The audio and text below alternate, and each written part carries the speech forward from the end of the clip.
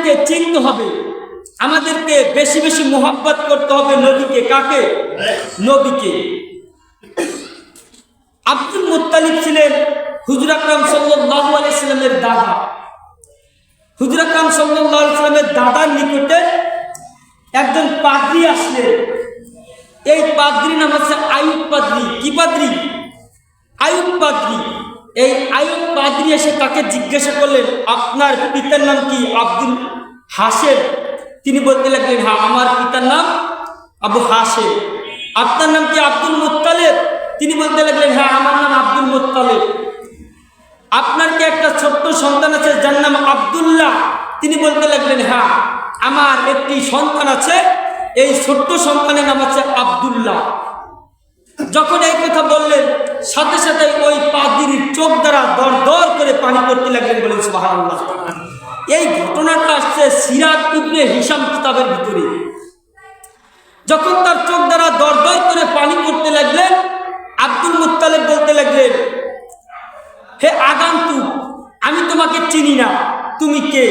তিনি বলতে লাগলেন, আমি হচ্ছি তৌরিত কিতাবের একজন আলেম, আমি তৌরিত কিতাবের একজন পণ্ডিত। বলেন সুবহানাল্লাহ। আমি তৌরিত কিতাবের সম্পর্কে আমার জানা আছে, জাবুর কিতাব আমার মোতালা আছে, এমনকি ইনজিল কিতাব আমি পড়েছি। বলেন সুবহানাল্লাহ।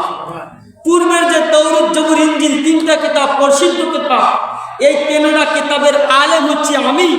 আমার নাম হচ্ছে, আমি সেই পাদ্রী। বলেন সুবহানাল্লাহ। আমি সেই আইয়ুব পাদ্রী। তিনি বলতে লাগলেন, আমি তো তোমাকে কান্না করার মতো এমন কোনো কথা বলি নাই যেই কথায় তোমার চোখ দ্বারা পানি করে তুমি কেঁদে দিয়েছ।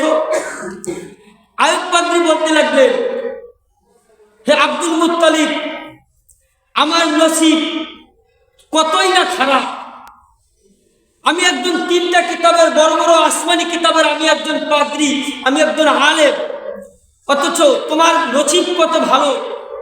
তুমি হচ্ছে আব্দুল মুত্তালিব, তোমার সন্তান হচ্ছে আব্দুল্লাহ, আর আব্দুল্লাহর রেহেমে আল্লাহ রাব্বুল আলামিন এমন একজন মহামানবকে আল্লাহ পাঠাইবেন। এই মহামানব হচ্ছে সমস্ত আম্বিয়া কেরামের ইমাম। বলেন সুবহানাল্লাহ। সমস্ত আম্বিয়া কেরাম, নবীদের হচ্ছে ইমাম।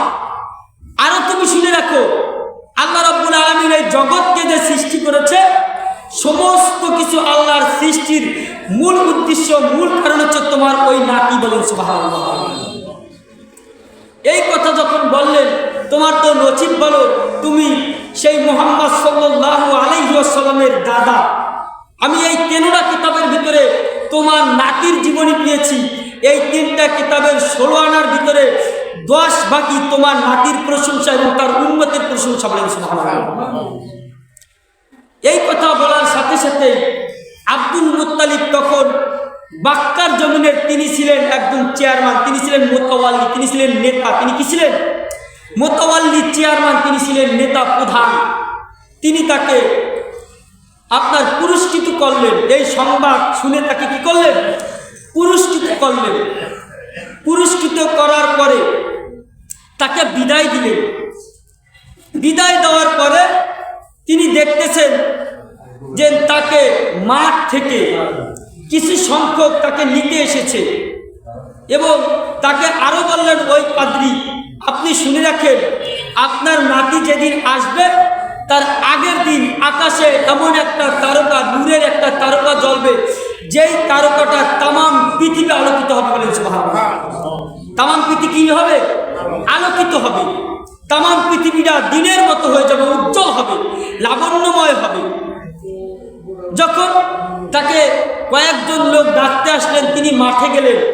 মাঠে গিয়ে দেখতেছেন মক্কার মানুষেরা এক জায়গায় জমায়েত হয়েছে এবং তারা বলতে লাগলেন যে, হে আব্দুল মুত্তালিব, আমাদের মুতাওয়াল্লি, আমাদের চেয়ারম্যান, আমাদের প্রধান, আমাদের গোত্র প্রধান, আমরা এই জন্য এখানে একত্রিত হয়েছি, আমরা আর এই মক্কার জমিনে থাকব না। কেন আপনারা মক্কার জমিনে থাকবেন না? বলতে লাগলেন, দীর্ঘদিন যাবৎ এই মক্কার জমিনে কোনো বৃষ্টি হয় না। কি হয় না? কোনো বৃষ্টি হইতেছে না, ফসলগুলা নষ্ট হয়ে গেছে, এমনকি আমাদের ঘরে খানা নাই, এখন গাছপালাগুলা শুকিয়ে গেছে, গাছগুলা শুকিয়ে গেছে। আর কিছুদিন যদি এমন থাকে তাহলে আমরা না খেয়ে মরে যাব, আমরা মরে যাব, এতে কোনো দুঃখ না। আমাদের যে কিছু কচিকাঁচা শিশু বাচ্চা রয়েছে, তাদের আর্তনাদ, তাদের কান্না, তাদের আহাজারি আমাদের সহ্য হয় না। এর ভিতরে একজনে বলতে লাগলেন আমি সিরিয়ায় চলে যাব, আমার ফ্যামিলি নিয়ে আমি কোথায় চলে যাব? সিরিয়ায় চলে যাব। আরেকজন দাঁড়িয়ে বলতে লাগলেন আমি সামদেশে চলে যাব। আরেকজন বলতে লাগলেন আমি এখান থেকে বেতেলহাম চলে যাব। এক একজনে এক একটা মন্তব্য দিলেন। তখন তার ভিতরে একটা সাহস আসলো, তিনি বলতে লাগলেন তোমাদের কোথাও যেতে হবে না, কয়েকদিনের ভিতরে আল্লাহ রাব্বুল আলামিন বৃষ্টি দান করবে বলেন সুবহানাল্লাহ। কয়েকদিনের ভিতরে বৃষ্টি নামানোর জন্য আল্লাহর রহমতের ব্যবস্থা করব। কি করব? ইনশাআল্লাহ কয়েকদিনের ভিতরে এই জমিনের ভিতরে বৃষ্টি নামানোর জন্য ইনশাআল্লাহ চেষ্টা করব, ব্যবস্থা করব বলেন সুবহানাল্লাহ। এখন আপনারা বলেন আব্দুল মুত্তালিব বলেছেন বৃষ্টি নামানোর ব্যবস্থা করব, বৃষ্টি কি করে মানব নামাইতে পারে? এটা কি সম্ভব? পশ্চিমকালে সম্ভব না। তিনি অপেক্ষায় রইলেন। অপেক্ষাতে আবার যখন মানবেরা একত্রিত হলেন, আবার বলতে লাগলেন এইবার আর আমরা থাকবো না। তখন তিনি বলতে লাগলেন ওই রাত্রিবেলায় আপনার সেই উজ্জ্বল নক্ষত্র নূরের আলো পৃথিবীর জমিনে ছড়িয়ে পড়েছে। আব্দুল মুত্তালিবের ভিতরে সাহস জুগিয়েছে যে আজকের রাত্রের পরে আগামী দিন রাত্রেই আমার নাতি ভাই এই জগতের ভিতরে আগমন করবে বলেন সুবহানাল্লাহ। তখন দিনের বেলায় আবার যখন তিনি মিটিং ডাকলেন, তিনি বলতেছেন আগামী দিন বৃষ্টি হবে ইনশাআল্লাহ। কোন দিন? আগামী দিন বৃষ্টি হবে ইনশাআল্লাহ, সকলেই মাঠে চলে আসবেন। যখন পরের দিন রাত্রিবেলায় শুভ সাদেকের সময়, আল্লাহ রাব্বুল আলামিন শুভ সাদেক, শুভ কাজের সময় যখন হুজুর আকরাম সাল্লাল্লাহু আলাইহি ওয়াসাল্লাম দুনিয়াতে আসলেন, সকালবেলায় তিনি একটা রুমাল নিয়ে, একটা পবিত্র কাপড় নিয়ে তিনি আমিনার গৃহে চলে গেলেন। আমিনার গৃহে গিয়ে বলতেছেন আম্মাজান আমিনা, আমার নাতিকে একটু আমার কোলে দাও, আমার নাতি ভাইকে একটু দেখব।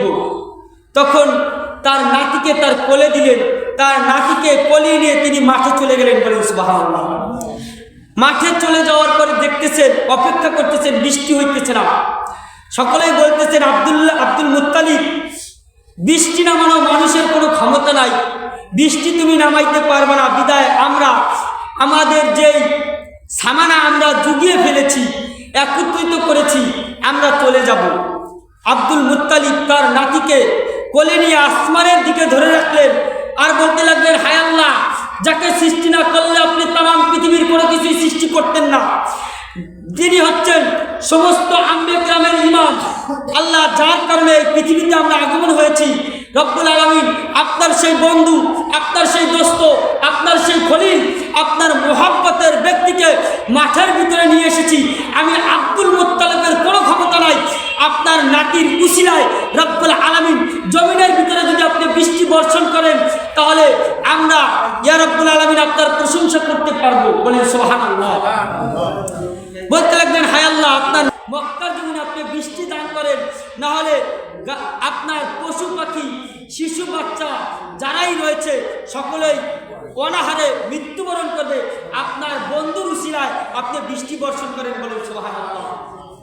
সিরাত ইবনে হিশাম কিতাবের ভিতরে এসেছে, যখন আব্দুল মুত্তালিব আত্মনাদ করতে লাগলেন, কান্নাকুটি করতে লাগলেন, সাথে সাথেই ওই আকাশের ভিতরে দেখা যাচ্ছে যে মেঘমালা জমা হয়ে গেছে, ক্রিং ক্রিং করে আপনার মেঘের শব্দ দিয়েছে।